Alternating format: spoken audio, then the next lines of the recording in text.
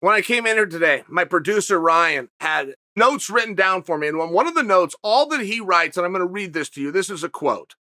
Masvidal, Usman, and an angry Nate Diaz. I don't think he needs to say anything else. I know exactly what he's talking about. I think we got to throw Colby Covington into that mix as well. And soon it will be Chimaev, but for the time being, we're going to give Chimaev nothing but our best wishes, right? What I assume those notes are supposed to lead me to believe to is what is going on here. And what is going on here is getting flat annoying. That's what's going on here. What is going on here was very interesting when it first came up in September of last year. What's going on here was getting more interesting around November because we were hearing that a shoe was going to drop one way or the other by December.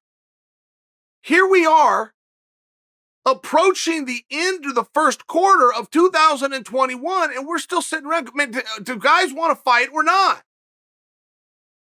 And I would not raise my tone towards Nate Diaz because Nate is very consistent. This is just what Nate does. Nate gets very little talk going, very seldomly. We all fall for it and bite and we get our interest up. And then sooner or later, one of it turns out to be true. But Nate has been very consistent. So as far as I'm concerned with Nate, Nate gets a pass. But it does seem as though with the other 170-pounders, I don't know what they want to do. The only 170-pounder even saying that he wants to fight is Stephen Thompson. But from what I understood, the one that he wants to fight is for the world championship, so that could be relevant. If Wonder Boy, I don't want to bring Wonder Boy in on this because I feel as though his hands are clean. I feel as though Wonder Boy wants to fight. I'm asking a question because perhaps I'm not understanding, and that's only Usman. If he only wants to fight Usman, then Wonder Boy is part of this too. Which is, do any of you want to fight anybody for any reason? And what is it that we're missing from a transparency standpoint? Because we're owed something as the audience, for sure. I'm vested. I part with my money to pitch in on this. I part with my time. I'm owed something. And when I say I'm speaking for us, guys. We are owed something here. And I don't know how to make it happen. Bellator was running into the same problem.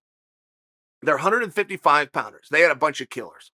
But at 155, who's going to fight who? So Coker does a live draft. Live on TV. The rules were loosely explained to the guys in the back, but essentially when your number comes up means you get a pick from whoever's left and that person is going to fight you and then we're going to move on to the next one. And it got very interesting very quickly. And you'll never run into these same problems that we're having right now in the UFC on The Ultimate Fighter. It has absolutely never happened. The one time it got close to happening is when Dana made the "do you want to be a freaking fighter" speech, which is still legendary to this day. And when Dana put the question to them like that, because if you don't, there's the door. This is for fighters. Do you want to be one? I thought this was clear, but perhaps it's do you want to be a freaking fighter? Never had problems again getting a matchup on The Ultimate Fighter. As a matter of fact, it went the other way a couple of times. For example, I can remember this season that Kembo came in. Now, you don't have to put on your Colombo rain jacket to realize Kembo is there for the long run. And the longer he's there, the more run that we get. So I believe it was Roy Nelson calls Kembo out first fight. Like Roy had the first choice and he went after Kembo. Now, Roy did nothing wrong.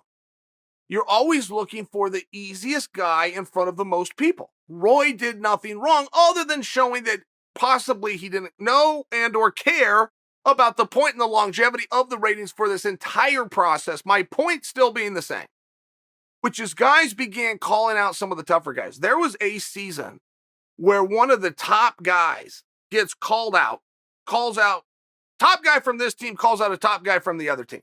What people were projecting would be the finals. Calls him out first round. And Dana comes in the back and Dana says, "Why are you calling him out?" He says, "Because he's the best one there. I can beat him. I know I can beat him." And Dana's like, "Okay, then why do you want to do it right now? Kick the can a little bit. If he's this good, get yourself an opportunity for him to get upset, and therefore you never have to face him at all." "Oh no, it's my choice, and I don't want to look scared, so I'm going to call him out." And Dana had to talk with them. You're a cage fighter, fighting on television. somebody would have to look pretty damn silly to call you scared. But you're going to look silly if you show the world that you didn't come into this with strategy, because it's a game. Guess what the guy did? Stuck with the same call out, got beat. Guy that was supposed to be in the finals against the other guy that was supposed to be in the final. One of them doesn't go. And here I am making a video about it 11 years later, calling the guy, referring to him as that guy, because I don't know the name. I don't know the name because he didn't stick around long. He didn't stick around long because he didn't have very much strategy.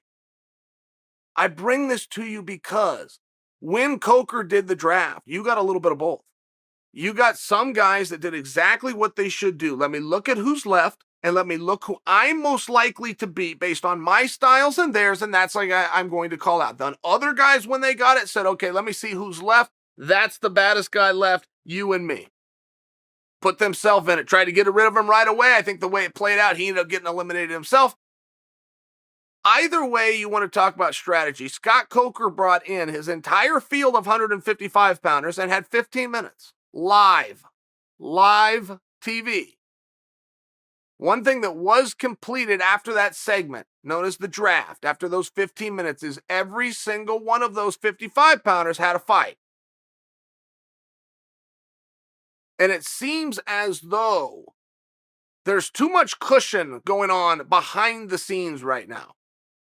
There seems as though nobody's ego is getting bruised. It seems as though nobody's feet is getting put to the fire. And it seems as though some level of what I'm saying, some level of we're going to do this more public.